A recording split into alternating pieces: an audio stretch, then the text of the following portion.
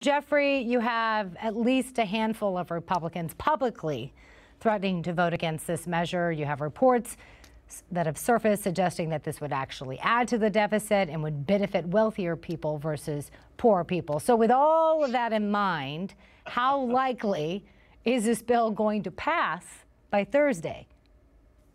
Well, I still think there's a possibility, and the reason would be called survival.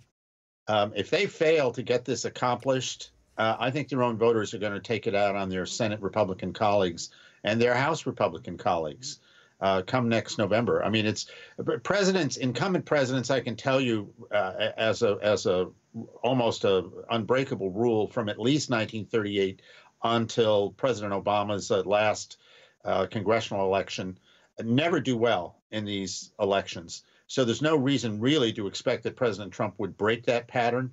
However, that said, very rarely or almost never that I can think of has it been the voters of one's own party punishing their own party for not getting something done. And that's a real possibility. If they don't do so if you were going to give us a percentage, what are the odds? Are the odds in favor of this bill actually passing?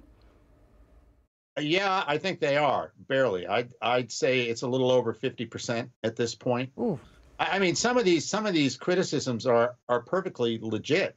I think that Senator Johnson from Wisconsin is talking about the treatment of small businesses in there, which he compares unfavorably to the treatment for corporations in terms of taxes. I mean, I think both rates should be low. I don't know why they don't make them at the same rate. But, you know, I worked not only for President Reagan, but for Jack Kemp. And I can hear that raspy voice of Jack Kemp in my ear saying, what about the tax cuts for individuals? What about economic growth? And that is something that I get a little concerned when I listen to people like Bob Corker. Newsmax TV. Watch us on Dish, DirecTV, AT&T Uverse, Verizon Fios, or download our free app. Don't have Newsmax TV? Call your local cable provider and request Newsmax today.